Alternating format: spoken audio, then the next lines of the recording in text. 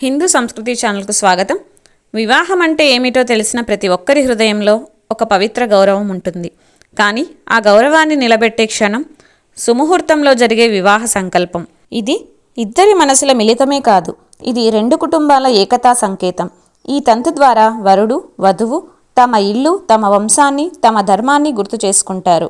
ఈరోజు మనం తెలుసుకోబోయేది ఈ సంకల్ప ఘట్టం వెనుక ఉన్న భావం, విధానం, వేద ప్రాముఖ్యత.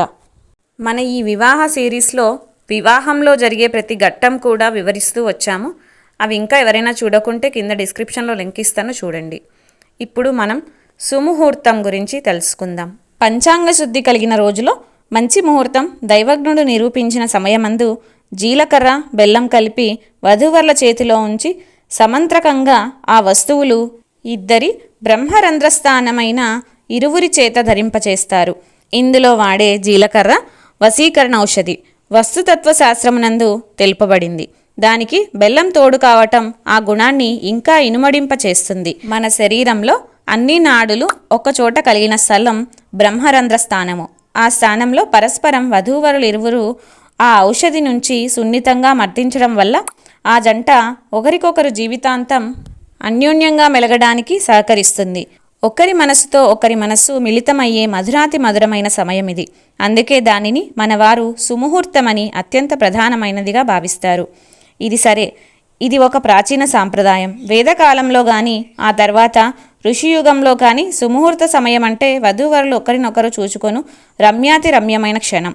అంతవరకు పెళ్లి కుమారుని గురించి పెళ్లి కుమార్తె వినడం, అతని రూపు రేఖ గుణగణాలు హృదయంలో తలపోస్తూ ఊహాలోకంలో తేలిపోవటం ఉంటుంది. అలాగే వరుడు కూడా తనకు కాబోయే ప్రియురాలి స్వరూప సద్గుణ సంపదల ఊహించుకుంటూ పొంగిపోతూ ఉంటాడు. వధూవరులిద్దరి మధ్యన అంతవరకు అంతఃపటం అంటే తెర ఉంచుతారు.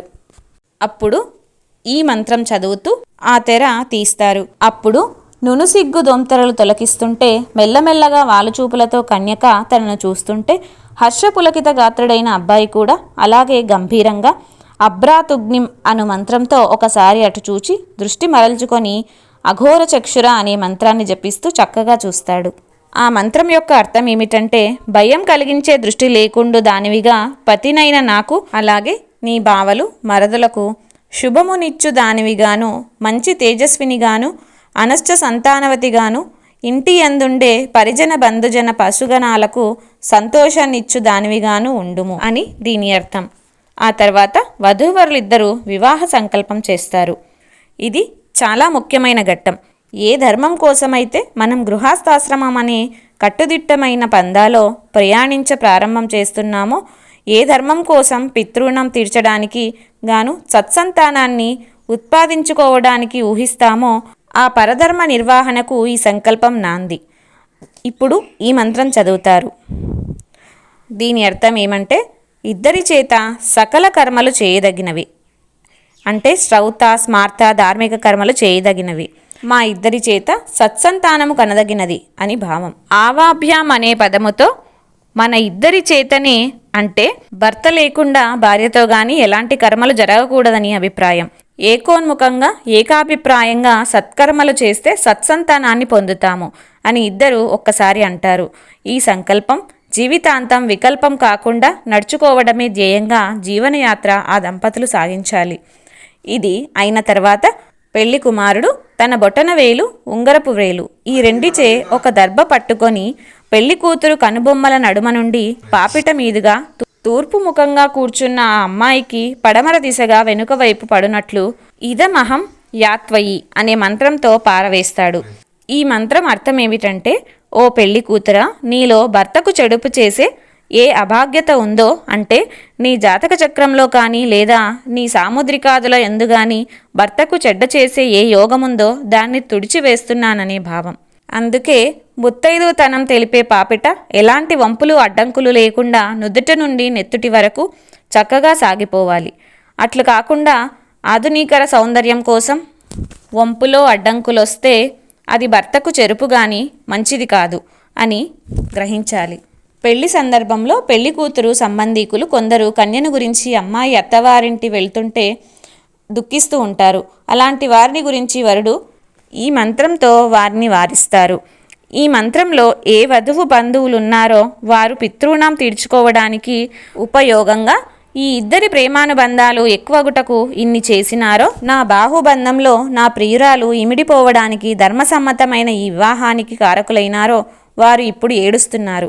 వారిట్లా చేయటం ఈ శుభసుఖ సంతోష సమయం వ్యత్యస్తంగా మారిపోవడానికి కారణమవుతుంది.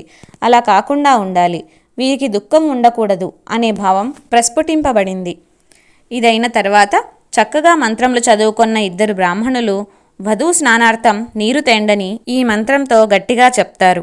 వారు ఆ నీరు తెచ్చిన తర్వాత ఒక కాడిని తెచ్చి ఆ కాడి కుడిపక్కనున్న రంధ్రములందు వెలుపటి రంధ్రంలో దర్భచుట్టను దూర్చి దర్భలచే పట్టుకొని ఈ మంత్రాన్ని చెప్పాలి. ఈ సంపూర్ణ మంత్రార్థం ఏమిటంటే, ఓ ఇంద్రుడా, ఇరుసు చక్రము కాడి వీటి రంధ్రముల గుండా 3 సార్లు స్నానము చేయించి సూర్యవర్చస్సు కలదానిగా చేసినావు. ఇప్పుడు ఈ అమ్మాయిని కూడా ఈ విధంగా తేజస్వినిగా చేయి. అంటే దీని వెనకల ఒక వేద కథ ఉంది. అత్రి మహాముని కుమార్తె బ్రహ్మవాదిని. ఆ అమ్మాయికి బొల్లి వ్యాధితో దేహమంతా తెల్లగా అయిపోయింది. అలాంటి కన్యని ఎవరూ పెళ్లి చేసుకోవడానికి ముందుకు రాలేదు. అందుచేత పాలకులు లేని ఆ అమ్మాయి ఆపాల అనే పేరుతో పిలువబడింది. నాకు పెళ్లి అవడానికి ఇంద్రుని ఏ విధంగా పూజించాలో అని ఎప్పుడూ ఆలోచిస్తూ ఉండేది. ఒకసారి నదిలో దిగి స్నానం చేస్తూ ప్రవాహ వేగానికి తట్టుకోలేక కొట్టుకొని పోతూ మనసులో అదే కోరిక బలంగా ఉంటూ ఉండగా నది వెంట వచ్చే సోమలతను చూసి దాన్ని బాగా నమిలి ఆ రసం ఇంద్రుని పేరు చెప్పి సమర్పిస్తుంది. ఇంద్రుడా, చిన్నది ఆ పరిస్థితుల్లో ఇచ్చిన సోమరసానితో తృప్తిపడి రథచక్రము ఇరుసు కాడి వీటి రంధ్రాలతో నీరు పోసి 3 సార్లు స్నానం చేయిస్తే ఆ బొల్లుపోయి సూర్యకాంతితో సమానమైన కాంతి శరీరానికి వచ్చింది. అందువల్ల ఆ కాడి రంధ్రంలో బంగారు ఉంగరం గుండా వరుడు వధువుకు స్నానం చేయిస్తే ఆ అమ్మాయికి చర్మ సంబంధమైన వ్యాధులు పోతాయి. ఇలా స్నానం చేయించే ముందు పెళ్లి కూతురును ఉద్దేశించి ఈ మంత్రాన్ని పఠిస్తారు. దీని అర్థం ఏమంటే, ఓ వధు, ఈ బండికాడి రంధ్రం నుండి బంగారు మీదుగా ప్రవహించే నీరు నీకు సుఖమునిస్తుంది. స్నానమైన తర్వాత ఈ మంత్రం చదువుతూ వస్త్రం కప్పుతాడు. స్తుతి వాక్యములెట్లు ఇంద్రుని ఆవరించునో ఆ విధంగానే నేను కప్పే ఈ వస్త్రం కొత్తగా ఉండాలి. ఈ పరిధాన వస్త్రం వలన ఇప్పటి నుండి ఈ పెండ్లి అయిన వధువును ఎవరూ చూడకూడదని ఆశయం.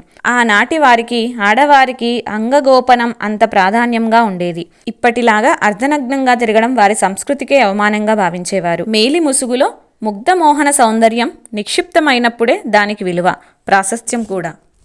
ఇలా సుముహూర్తంలో చేసిన వివాహ సంకల్పం ద్వారా వరుడు వధువు ఇద్దరూ జీవితాంతం ఒకరికొకరు సహచరులవుతామని ప్రమాణం చేస్తారు.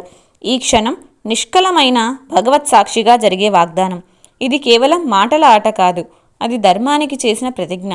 ఇదే సంగతులు తెలియజేస్తూ మన వివాహ సంస్కారాల సిరీస్లో మరో ముఖ్యమైన ఘట్టాన్ని చూసాం. మరి తర్వాత వీడియోలో యోక్త్రబంధనం, మాంగళ్యధారణం, తల్వాల గురించి తెలుసుకుందాం. మీ విలువైన సమయాన్ని ఈ వీడియో కోసం కేటాయించినందుకు మీకు ధన్యవాదాలు. దయచేసి లైక్ చేసి, షేర్ చేసి, సబ్స్క్రైబ్ చేసుకోండి.